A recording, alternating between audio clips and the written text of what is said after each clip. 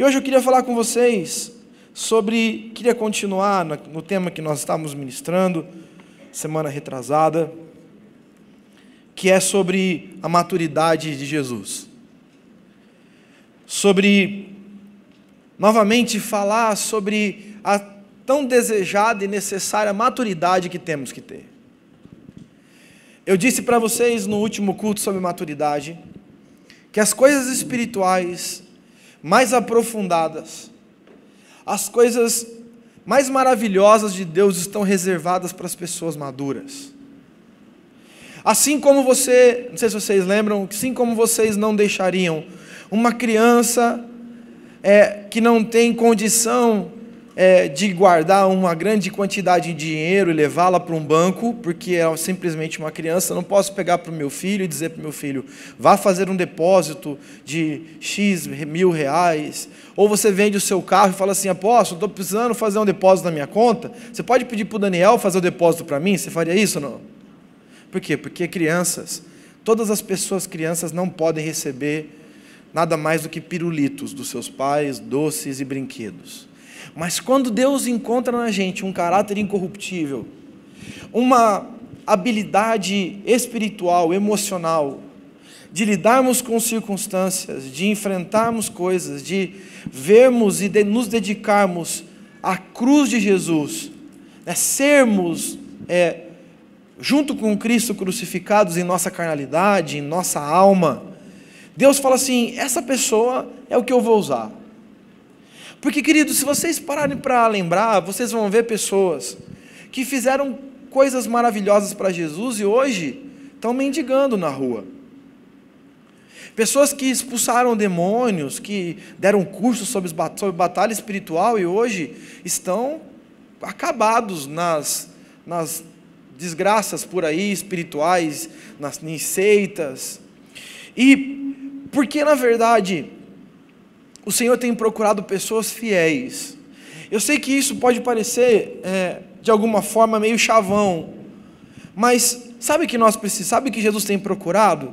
Pessoas, homens e mulheres, que Ele pode dizer assim, esse eu posso entregar os meus presentes espirituais, essa pessoa pode prosperar porque ela não vai se corromper, se eu der dinheiro para essa pessoa, ela não vai querer esconder esse dinheiro, da minha obra, do meu propósito, ele não vai achar que ele é o cara mais popstar do mundo, se eu der uma esposa, um marido para essa pessoa, ele não vai achar que ele que conquistou, fui eu que dei, se eu der uma empresa para essa pessoa, ele não vai achar que ele é o cara, que ele é melhor, que eu que dei esse presente para ele. A Bíblia diz uma coisa que é muito séria, e tem tudo a ver com maturidade, a Bíblia diz assim, que Deus não divide a sua glória com ninguém.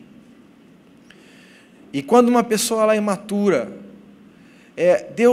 ela não consegue administrar coisas espirituais, ela não consegue gerir coisas emocionais, que exige na vida dela coisas emocionais.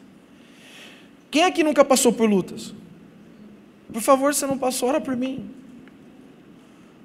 Porque o próprio Cristo, a Bíblia diz em Hebreus, que o próprio Cristo foi tentado em todas as coisas. Ele não foi tentado em uma coisinha, ele foi tentado em todas as coisas. Diga comigo, todas. Em todas elas ele foi vitorioso. Você e eu, nós, vivemos num mundo no qual nós passaremos por lutas. Mas a principal luta de um homem de Deus, escute o que eu vou dizer em nome de Jesus, acho que tenho certeza que muitos aqui vão entender o que eu estou dizendo. A principal luta de um ser humano não é a luta, é a vitória. Porque o grau de corruptibilidade da vitória é muito maior do que a derrota. Quando você é derrotado, você grita, Jesus, socorro! Quando você tem a vitória, você vai lá no espelho e diz, eu sou o cara. Quando tudo está bem, você se preocupa com qualquer coisa, menos em direcionar a glória para Cristo. É mentira ou é verdade? Quando a coisa arrocha, quando as coisas apertam, quando as coisas começam a esmagar nossas vidas, nós começamos a gritar o sangue de Jesus e a nossa oração começa a ficar melhor, começa a ficar verdadeira. Nós nos abrimos. Quando eu olho para a Bíblia e vejo, por exemplo, aquele cego que gritava atrás de Jesus, leproso, desculpa, que ele gritava atrás de Jesus, filho de Davi, tem misericórdia de mim. Todo mundo gritava, cala a boca, ele está te ouvindo e não quer te ouvir, vai embora, fica quieto, você está enchendo as paciências do mestre. E ele continuava, e Jesus simplesmente fingia que não ouvia, mas a Bíblia diz que ele ouviu. E ele continuava gritando, Jesus, filho de Davi, tem misericórdia de mim. E ele continuava andando. Até que ele dá um grito mesmo, né? E ele continua, Jesus, filho de Davi, tem misericórdia de mim. Jesus olha para ele, o que queres que eu te faça? Revela exatamente o perfil de uma pessoa que está obstinada pelo milagre. E às vezes nós passamos, quando nós não reconhecemos nossas lepras, nós temos medo de nos expor. Porque talvez assim, minha vida está boa, está tudo certo, está tranquilo, eu tenho dinheiro, eu tenho família, eu tenho celular, tenho até TV a cabo, eu tenho tudo certo, então assim, então eu estou bem. Então, quem aqui gostaria de dizer para Jesus que precisa mudar a vida, porque está vivendo uma vida distante do Espírito Santo? Aí a pessoa fica assim, esperando alguém levantar, aí alguém corajoso se levanta e vem, e daqui a pouco vem 200 na igreja, na frente, mas estava esperando o primeiro vir porque tem medo de se expor. Quando você encontra uma pessoa, diz assim, chega no hospital e fala assim para a pessoa, quantas e quantas vezes eu vou orar nos hospitais, e chega lá nos hospitais, as enfermeiras já começam a dizer assim, apóstolo, você pode vir orar por esse daqui também? Olha, antes de você ir embora, eu quero te levar para chegar num outro lugar. Aí eu chego em alguns lugares que são doentes terminais, e não importa a religião, não importa o credo da pessoa, você vai lá e fala assim para ela, vim aqui fazer uma oração. A pessoa diz, pelo amor de Deus, faz uma oração por mim. Agora, quando a pessoa passou um mal-estar, passou uma dificuldadezinha pequena, você fala, às vezes vai lá e fala assim, está do lado da pessoa que eu vou orar, eu chego lá e digo assim, você quer uma oração também? Você, não, tudo bem, eu estou ótimo. Porque, na verdade, às vezes, Deus permite que situações apertem a gente, num ponto para que a gente se torne mais humildes, para que nós possamos pessoas mais quebrantadas, para que nós possamos ter um coração mais puro, mais aberto, mais quebrantado diante de Jesus, para que Deus possa agir em nossas direções, curar as nossas mais profundas dificuldades, em nome de Jesus. Queridos, queria que vocês abrissem suas Bíblias em Efésios capítulo 4, do verso 10 ao verso 16, Efésios capítulo 4, do verso 10 ao verso 16, diz assim, aquele que desceu e também é o mesmo que subiu acima de todos os céus para encher, ou a palavra no grego é completar todas as coisas, ele mesmo concedeu uns para apóstolos, outros para profetas, outros para evangelistas, outros para pastores e mestres, com vista ao aperfeiçoamento dos santos, para o desempenho do seu serviço. Presta atenção, enquanto a administração hoje fala em aumentar o desempenho da produção, há 2000 anos antes do que hoje nós falamos isso, aumentar a produtividade das pessoas, o rendimento das pessoas. Olha o que a Bíblia diz, que Deus capacitou a igreja com os dons, né, com os ministérios dos apóstolos, dos profetas, dos evangelistas, dos pastores, dos mestres, com vista ao aperfeiçoamento dos santos para o desempenho do serviço, ou seja, para o resultado do serviço que essa pessoa prestaria ao reino de Deus. Para a edificação do corpo de Cristo, até que todos cheguemos à unidade.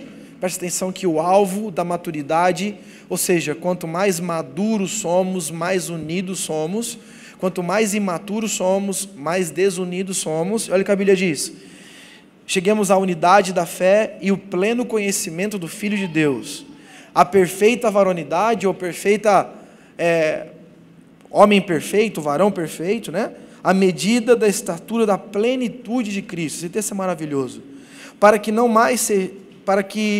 mais sejamos como meninos, agitados de um lado para o outro, levados ao redor por todo o vento de doutrina, pela artimanha dos homens, pela astúcia com que induzem ao erro, mas seguindo a verdade em amor. Preste atenção no que a Bíblia diz, a verdade em amor.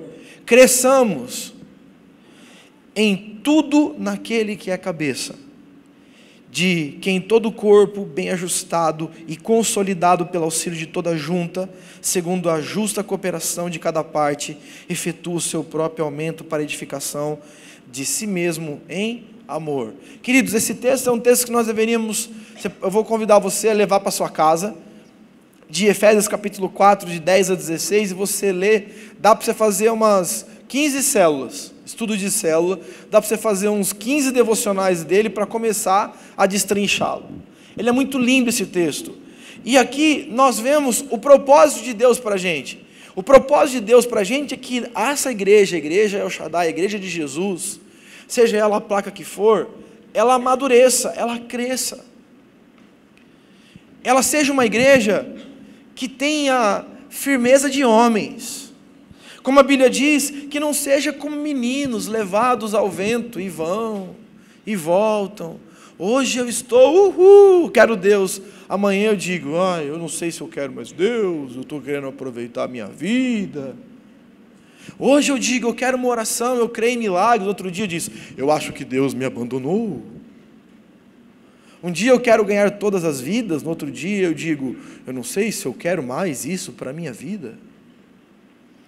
Essa oscilação revela a meninice que existe, muitas vezes na vida da gente. Eu digo da gente, é começar de mim, não me excluo disso não. Por quê, queridos?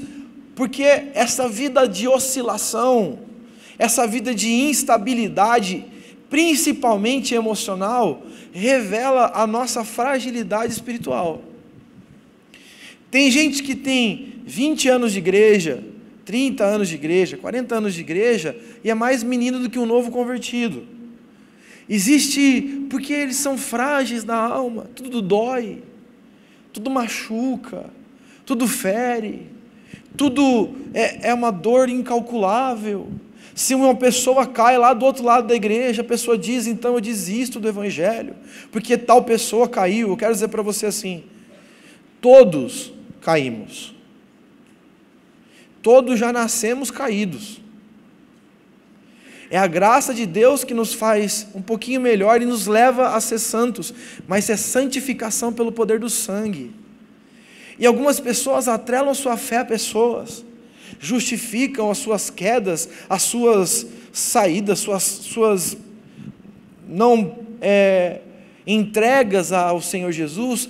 Porque eu tive um pastor há 5 anos atrás que fez tal coisa, eu tive uma outra pessoa que caiu, tem uma pessoa na igreja que faz tal coisa, tem outra pessoa na igreja que faz aquilo outro. Eu quero te dizer, aqui a igreja do Senhor Jesus é uma caverna de Adulão. A igreja do Senhor Jesus não é um lugar de santos, não é um lugar de gente perfeita, porque se a igreja de Jesus fosse uma igreja perfeita, eu não poderia nem entrar nela, muito menos ser pastor dela. Mas a igreja de Jesus é um lugar onde pessoas que estão cheios de defeitos começam a ser trabalhados pelo Espírito Santo para serem moldados. Mas deixa eu te dizer uma coisa, salvação vem pela fé. Transformação ou renovação da nossa mente e comportamento vem pela massificação da palavra. A Bíblia diz, o que a Bíblia diz lá em Romanos? Que nós temos que renovar a nossa mente pela renovação. Por quê? Pelo poder da palavra. A palavra vai, eu sempre dou esse exemplo, de um copo cheio de terra, e você liga esse copo de terra debaixo de uma torneira de água limpa.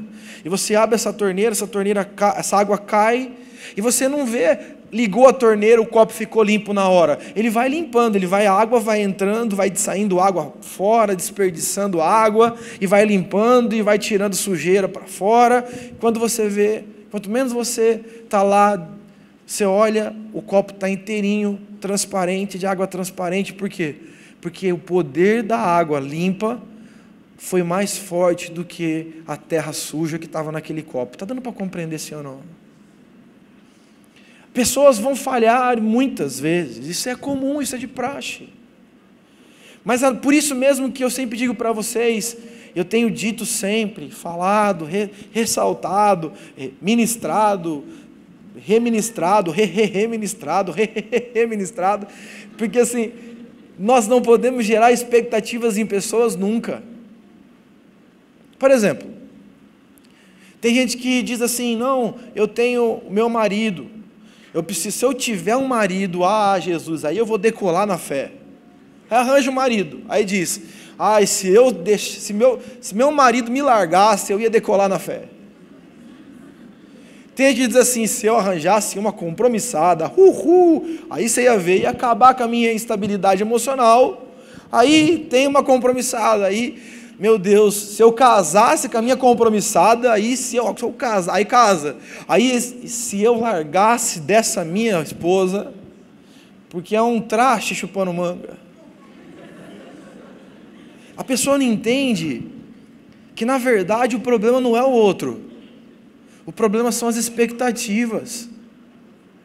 Deixa eu dizer para você, você pode encontrar uma pessoa do seu lado, ou pessoas do seu lado, ou mãe, pai, filho, irmãos, relações de todos os tipos. Essas pessoas, elas são muito importantes para a gente, mas deixa eu te dizer, por melhor que seja o relacionamento, não pode suprir por completo. É verdade ou é mentira? Não é, é verdade.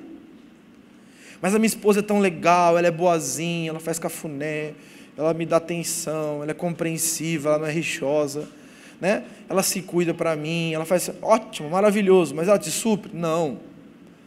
Todos os nossos suprimentos e acabamentos estão em Cristo Jesus.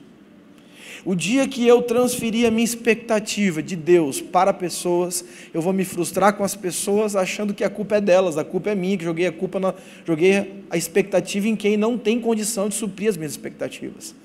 A única pessoa que tem condição de suprir as minhas expectativas e ainda fazer infinitamente mais do que pensamos, imaginamos, né? Porque nem olhos viram, nem ouvidos ouviram, nem jamais penetrou no coração humano, que Deus tem preparado para aqueles que o amam, ou seja, o único que me supre por completo é Jesus Cristo de Nazaré.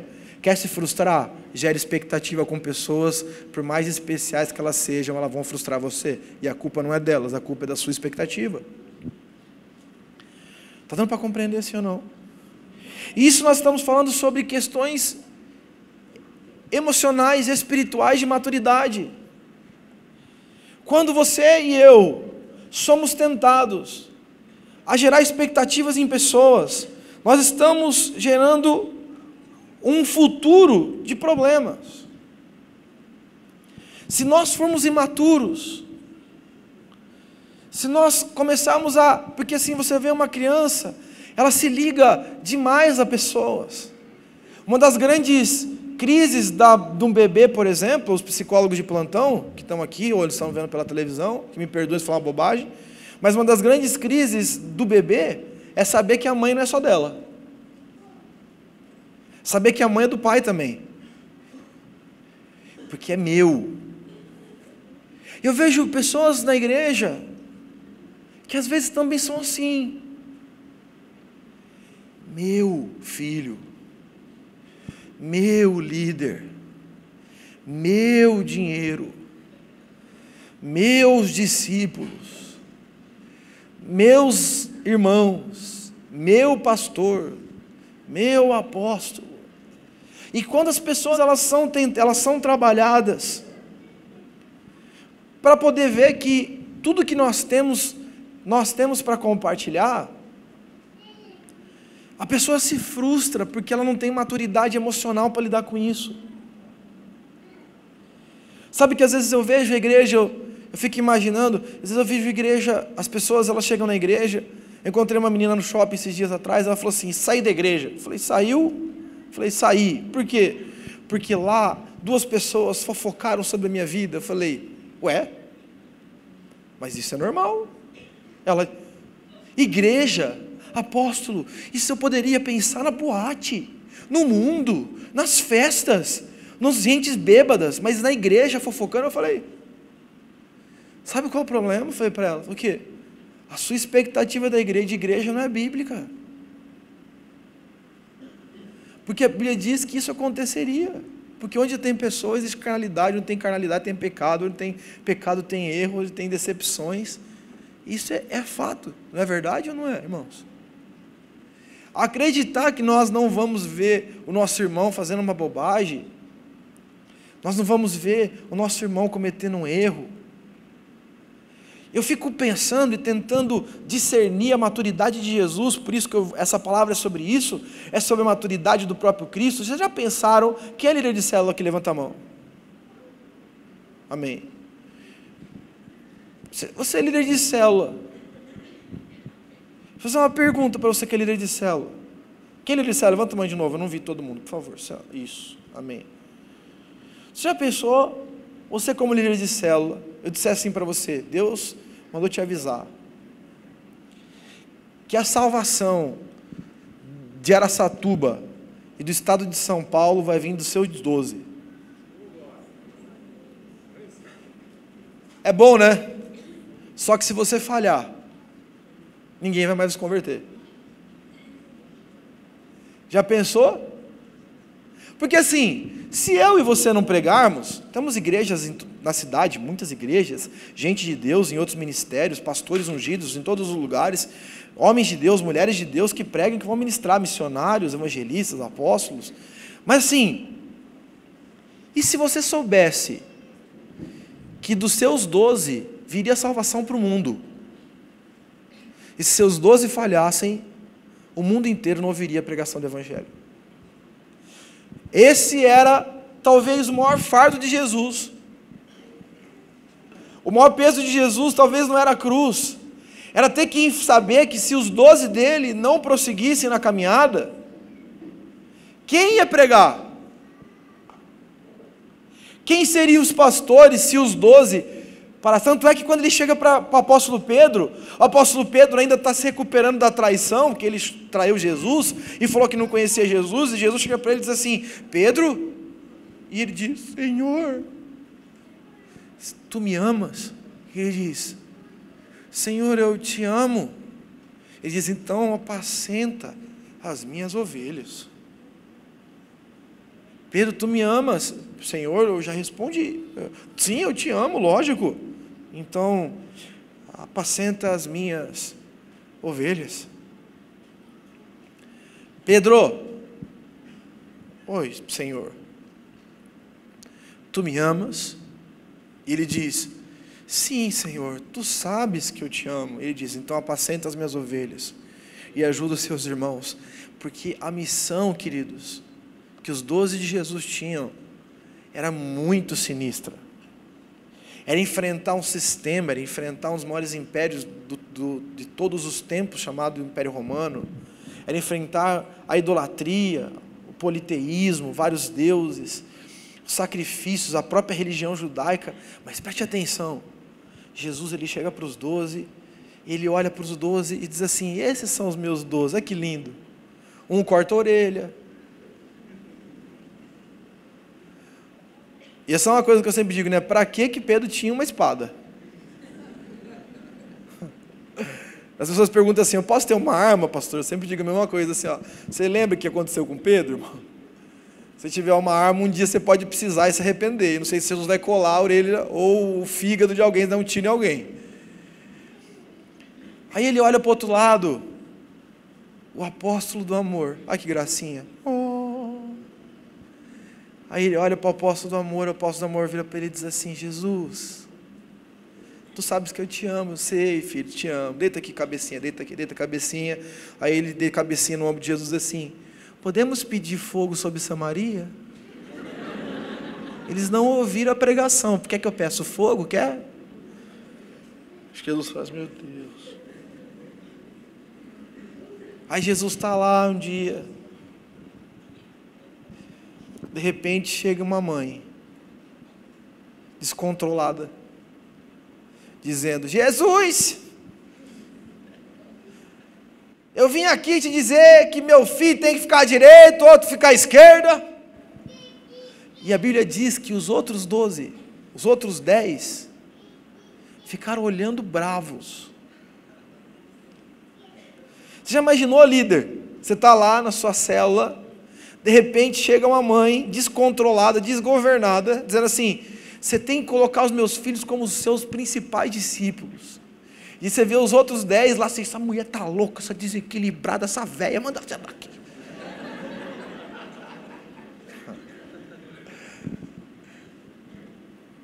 Eu acho que Jesus deve ter olhado para isso assim, meu Deus. Ou senão, Tomé dizendo, não acredito nisso não, tem que ver para crer. E fala, Jesus, Deus, eu ministrei isso para eles, bem-aventurado aqueles que creriam sem ver. E o cara de pau não viu, porque faltou no discipulado. E ainda diz, e ainda salienta, eu sou incrédulo mesmo, e só vejo, só creio vendo. Bem-vindo, essa é a equipe que mudou a história do mundo. Isso sem contar com Judas. Mas daí era bonzinho, né? Roubava o dinheiro da igreja. Jesus tinha um tesoureiro, era Judas. E a Bíblia fala que ele, bobeou, dançou, ele levava. E aí, esse homem senta do lado dele, divide a mesa da ceia com ele, vê tudo acontecendo, e o cara tem essa postura, um traidor na equipe falando mal dele, se levantando e entregando ele para a morte. Essa era a equipe de Jesus. Nós entendemos que Deus tem a força, o Jesus tem a força de transformar homens miseráveis, errados, endividados, machucados, feridos, pessoas com o espírito de Jacó e em pessoas como Israel. Deus tinha 2 homens, um Esaú, o politicamente correto, mas que não valorizou a primogenitura, e alguém que era malandro, mas que valorizou a primogenitura, chamado Jacó. Jesus disse, você valorizou aquilo que o outro não valorizou, então eu vou te dar uma herança, e agora você não vai chamar mais Jacó não, você vai chamar Israel, príncipe, porque quando Deus entra na vida de um Jacó, ele tem que mudar a essência dessa pessoa, ele muda, transformando essa pessoa de usurpador e de ladrão, para ser uma pessoa íntegra, honesta, e uma pessoa príncipe, nobre. Se você crê nisso, aplauda o Senhor Jesus, querido.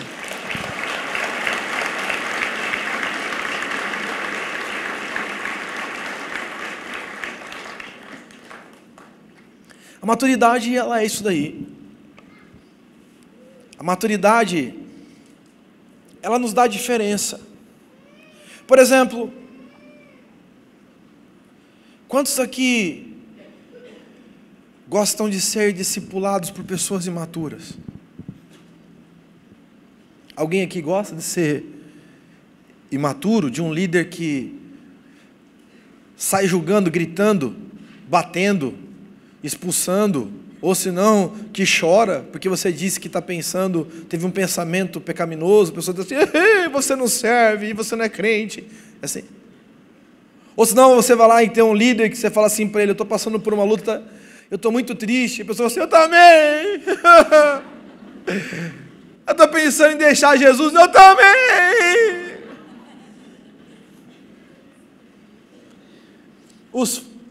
Ninguém quer líder maturo. Eu vou dizer mais, ninguém quer andar com gente imatura. É mentira ou é verdade? Porque a imaturidade eu vejo os meus filhos, são crianças, taca terror onde vai. Mas eu aguento, meu filho, não é verdade? Meu. Mas o que acontece é meu filho. E são crianças. Mas quando você encontra pessoas mais velhas, que se comportam como se fossem pessoas que têm uma fralda geriátrica, com uma chupeta na boca, e sai julgando, falando, brigando, vou me matar, tô depressão. Eu escrevi o artigo dessa semana, que eu escrevi no jornal, O Jornal, quero que vocês leiam, em nome de Jesus, esse jornal. Sempre no domingo eu tenho uma coluna lá. Eu estava falando exatamente isso. Hoje, querido, vocês sabiam que o último censo diz que o Brasil tem 193 milhões de habitantes, certo? 193. 340 milhões, a expectativa da Organização Mundial de Saúde, 340 milhões de depressivos no mundo. Ou seja, nós temos quase 2 Brasil em depressão no mundo. Em questão, se eu não me engano, de 3 a 4 anos, o aumento de uso de antidepressivos aumentou 41%. Ou seja, falta de remédio não é. Nós estamos falando, queridos, de um mundo que deixou de aprender a lidar com os seus problemas. Nós estamos falando de um mundo que não tem mais habilidade para enfrentar crise. Entra em crise, quer dar tiro, entra em crise, quer se matar, entra em crise, enche a cabeça de remédio antidepressivo e joga a responsabilidade por remédio que é nossa. Deixa eu dizer, nós enfrentamos lutas para que nós possamos amadurecer, para que nós possamos aprender a lidar com a tensão, com a incerteza, com a dor da perda, para que nós possamos aprender a lidar com o diferente, com a pessoa que tem uma luta. E hoje, nós temos vivido numa sociedade de fuga, e na igreja, isso não tem sido diferente. Deus, quando você abre a sua Bíblia em Lucas capítulo 2, verso 52, você vê que Jesus, ele tem uma marca linda na vida dele, por como maduro. A Bíblia diz que ele crescia Jesus em sabedoria, intelectualmente, em estatura, fisicamente, e graça diante de Deus, que é espiritualmente, e graça diante dos homens, socialmente. Nós estamos falando de um Jesus que buscava crescer em todas as áreas da vida, não era um ser manco. Hoje, a gente vê pessoas que parecem Schwarzenegger, parece o cara é um monstro. E aí, beleza, mano? O braço do cara parece a minha coxa, velho. E aí beleza, você fala assim para ele assim, deixa eu te dizer uma coisa, me fala um pouco sobre a sua vida. Esteroide, supino.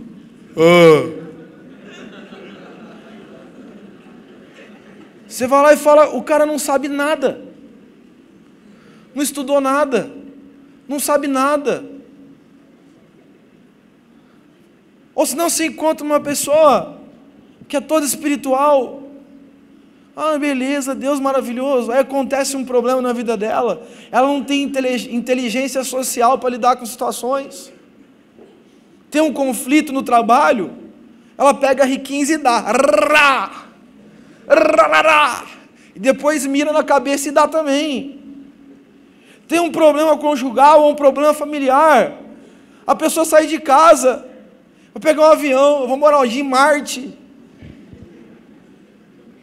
porque as pessoas não entendem que se existem pessoas difíceis ao nosso lado, Deus permitiu. Deixa eu dizer uma coisa aí para vocês, carecas, não fiquem tristes, nenhum fio do seu cabelo na sua cabeça cai sem que Deus permita. É verdade, a soberania de Deus.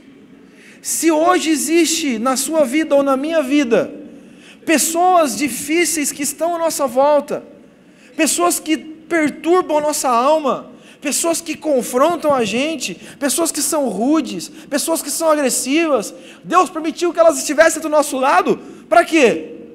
Para nos tratar no amor, para nos fazer inteligentes emocionais. Jesus crescia em todas as áreas da vida. Deixa eu dizer uma coisa para vocês, independentemente de Cristo, hoje as pessoas mais bem-sucedidas do mundo são as pessoas que têm inteligência emocional para ser bem-sucedido. E hoje, Nós estamos falando de um mundo aqui, hoje, que Jesus diz assim para você: eu te curo.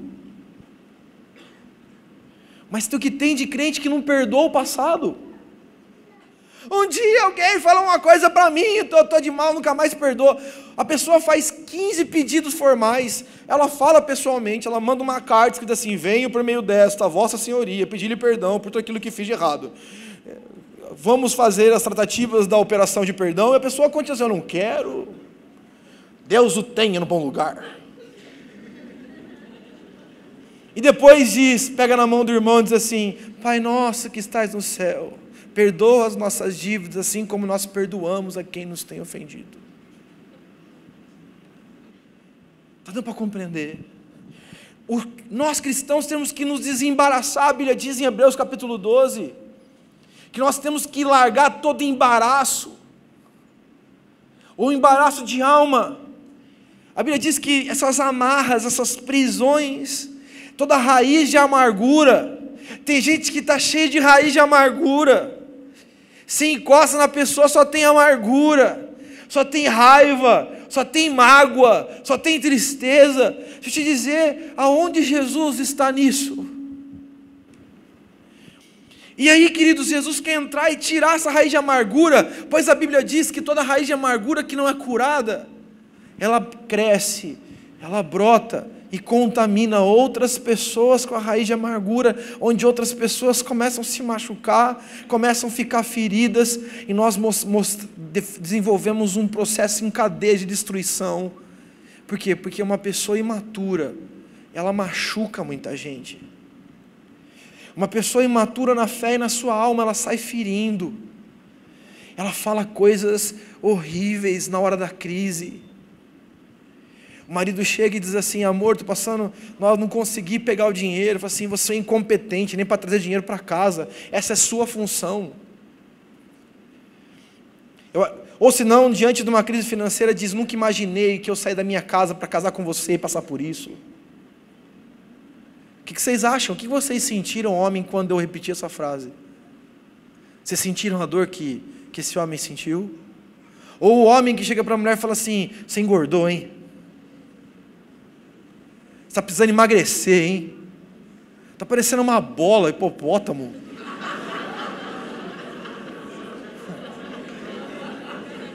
Aí depois, irmão, a mulher fala assim: ah é? Então tá bom, hipopótamo, você vai ver. Você vai ver o processo de greve que eu vou me meter agora. Aí o cara diz: ah, posso, minha esposa não me dá mais atenção. Mas é óbvio.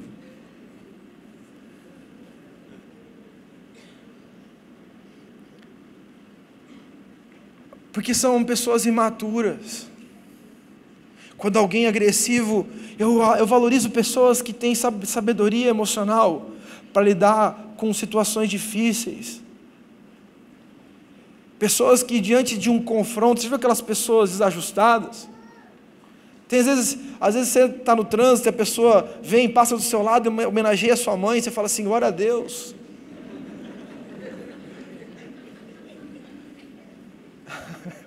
Sempre sobra para as mães, né? Mas a gente ter sabedoria e ter morte da nossa carne, ter uma alma curada mesmo de verdade. Líderes que dizem: ai, porque os meus discípulos não fazem aquilo, não fazem aquilo outro. Mas eles também não fazem a mesma coisa com seus líderes. Homens, pessoas imaturas, que diante de uma pobreza financeira, sai murmurando diante de Deus, em vez de gerar expectativa de um milagre, achando que a murmuração traz milagre. Quero dizer uma coisa para você: murmuração nunca trouxe milagre. Na verdade, murmuração sempre afastou Deus da vida do povo de Deus. Ou aqueles que começam a prosperar um pouquinho, começam a esconder aquilo que prosperaram, porque tem medo, né? Tipo assim: meu Deus, que as pessoas vão pedir para mim emprestado. É meu, vou esconder. Isso remota, isso nos ensina sobre uma igreja que não está preparada para viver aquilo que Jesus quer que ela viva. Agora eu quero dizer uma coisa para você, meu irmão, minha irmã. em Cristo Jesus. Que nível de vida você quer ter? Um cristão que vem para o culto e depois tem que entuchar de antidepressivo porque não consegue dormir? Você quer viver um cristianismo onde você vem para a igreja e você sai desviando, como se estivesse fazendo um rally, fazendo chicane no meio da igreja para não cruzar com pessoas que você tem problema de relacionamento? Pelo amor de Deus. Você quer viver um cristianismo no qual você fica com mágoa do passado de pessoas e não resolve? Pessoas que não liberam perdão, pessoas que ficam semanas ou meses um problema conjugal, sem resolver o problema conjugal, na expectativa de um pó mágico do céu cair, e o marido vir, vem para o meio dessa pedir perdão por todos os meus erros. Ou tem um problema com o meu irmão, às vezes as pessoas chegam para mim e dizem assim, apóstolo, eu estou com um problema com a Jéssica. É mesmo? E qual que é? Aconteceu isso, mas por que você não foi resolver? Não, porque ainda eu estou pensando, eu já conversei com tal pessoa, e a pessoa também acha isso, tal pessoa também acha aquilo. Eu falei, isso é deslealdade. Isso não é maduro.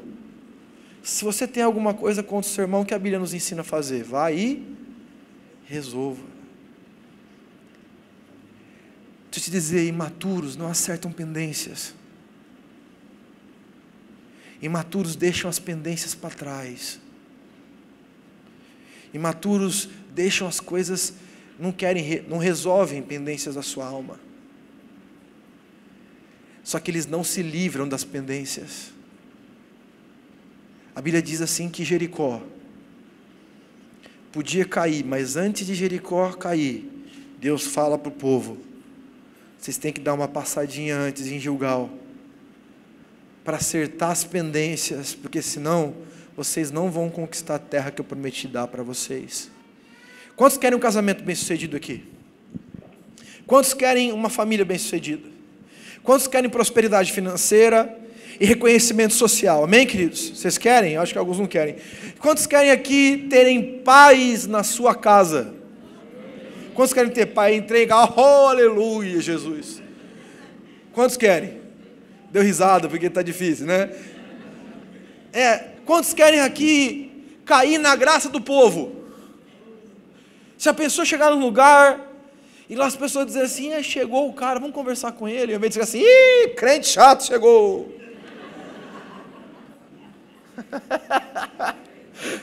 Meu Deus, como eu fico feliz quando eu chego num lugar que não é um lugar cristão, assim, e as pessoas olham para mim, sorriem e querem conversar comigo. Oh, glória a Deus. Eu nem ligo de ouvir uns palavrão, não ligo. Eu até gosto. Entendo o que eu vou dizer. É uma missão. Eu vejo que, às vezes, o povo de Deus, ele não pode, onde passa, brigou com um, brigou com o outro, xingou o outro, deu balão no outro, fez não sei o que com o outro, e errou com o outro. E assim, hoje, em nome de Jesus, nós temos um versículo que tem que ser a base da nossa história. Jesus crescia em sabedoria, e a pergunta que Deus faz para você hoje, o que você tem estudado? Qual livro você tem lido?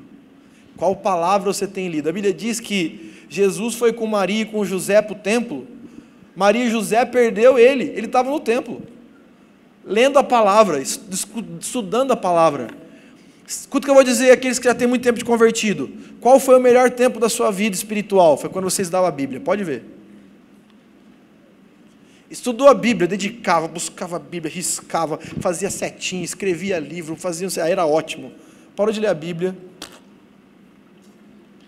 Crescia em estatura, cuidar do nosso físico, cuidar daquilo que nos alimentamos, cuidar da nossa saúde, para que não fique um bando de crente abençoado, né? Abençoado. E a gente cuidar da nossa vida espiritual e da nossa vida social, para que nós possamos ser realmente luz na nossa casa, nosso trabalho, na empresa que trabalhamos, nos nossos negócios. Todo mundo olhe para a gente e diga, esse cara é o cara, essa mulher é a mulher, porque o Espírito Santo é vivo na vida dela, ele é uma pessoa madura, lida bem com crítica, lida bem com adversários, lida bem com inimigos, lida bem com com obstáculos da vida, aí nós provaremos que nós não somos cristãos de meia boca, nós somos cristãos de verdade. Esse é o propósito de Deus, maturidade. Diga comigo, maturidade. Diga a pessoa que está do seu lado, Deus quer fazer de você um homem maduro, uma pessoa madura, em nome de Jesus. Vamos ficar em pé em nome de Jesus, queridos.